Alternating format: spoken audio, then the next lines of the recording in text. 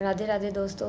आज हम बात करने वाले हैं कि ईगो हमें अपनी लाइफ में कैसे पीछे धकेलती है और कैसे हम ईगो के चक्कर में आगे नहीं बढ़ पाते।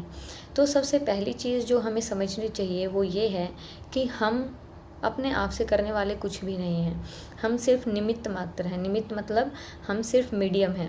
फॉर एग्ज़ाम्पल, अगर मान लो कि अगर मेरी राय आप लोगों के लिए काम कर जाए, मेरे विचार आपकी लाइफ में कुछ बेटर चेंज ले आए, तो मैं एक सिर्फ मीडियम हूँ। किस चीज़ का? इन थॉट्स को आप तक पहुँचाने का।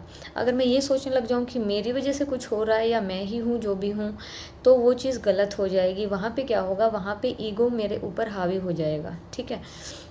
तो हम अपनी लाइफ में जो भी काम करते हैं, तो हमें सबसे पहले ये समझना चाहिए कि हम वो काम करने वाले नहीं हैं। हम सिर्फ एक नेचर का मीडियम है।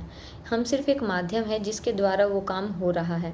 अगर आप लाइफ में मतलब अपने लाइफ में पैसे कमाने वाले हैं अपनी फैमिली में, या फिर आप काम करने वाले मेंबर हैं, आप जो भी अपना पार्ट प्ले करते हैं अपनी फैमिली के लिए, तो आपको ये शुक्रगुजार होना चाहिए कि भगवान ने आप उस रोल के लिए आपको चुना है। ठीक है? अगर हम उसमें खुद को ऐसे घुसा दें कि मैं ही हूँ करने वाला, मैं ही हूँ करता धरता, ये मेल फीमेल सभी के लिए इक्वली अप्लाई है। तो हमें हर एक चीज़ में जब हम मैं घुसा देते हैं, तो वो क्या होता है, हम ईगो को बहुत बड़ा बना लेते हैं। और जब ईगो ज़्यादा हावी हो जाती है, तो उस चीज़ में होता क्या है, ये थोड़ा सा स्पिरिचुअल हो जाएगा। जो हमारा मूलाधार चक्र है वो ब्लॉक हो जाता है। ठीक है? तो मैं इसमें डीप में नहीं जाऊँगी, मैं सिर्फ ये बताऊँगी कि ईगो हमें कैसे नुकसान पहुँचाती है। जब हमारा मूलाधार चक्र ब्लॉक हो जाता है, तो जो हमारी लाइफ का बेस है ना, जैसे मूलाधार में 7 चक्र हैं, 7 में सबसे नीचे वाला मूलाधार चक्र होता है। तो उसी में जो हमारी जैसे स्टेबिलिटी हो गया, जो हमारी मूल जड़ें हैं, वो चीज़ें वीक हो जाती हैं।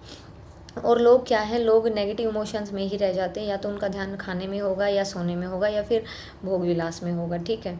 वो अपनी लाइफ में हाई फ्रिक्वेंसी पे, हाई एनर्जी पे जा ही नहीं पाते। अब बात आती है कि हम ईगो को कैसे जाने दें। तो सबसे बेसिक तरीका, ग्रैटिट्यूड एक्सप्रेस करो। जब हम ग्रैटिट्यूड एक्सप्रेस करते हैं, हम थैंक यू बोलते हैं लोगों को, या फिर जर्नलिंग में थैंक यू बोलते हैं, लिखते टाइम थैंक यू बोलते हैं, तो उससे होता क्या है, हम ऑटोमेटिकली सामने वाले को अपने से ऊपर डिक्लेयर कर देते हैं कि भाई मैं तुमसे कम हूँ या आप मेरे से बेटर हो। इस तभी तो हम थैंक यू बोल रहे हैं ना, कि उसने, सामने वाले ने मेरी हेल्प करी। हेल्प कौन करता है? कोई हमसे बेटर हो तभी तो वो हमारी हेल्प कर पाता है ना।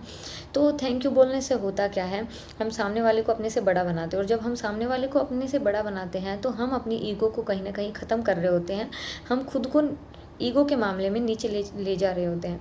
और जब हमारी ईगो कम्प्लीटली हट जाती है, या फिर बहुत ही नाम मात्र रह जाती है, तो हमारी लाइफ में बहुत वेल्दी, हेल्दी, ऐसी वाली चीज़ें जो हैं वो अट्रैक्ट होती हैं, और हम अपनी लाइफ में आगे बढ़ पाते हैं। तो ईगो को ख़त्म कैसे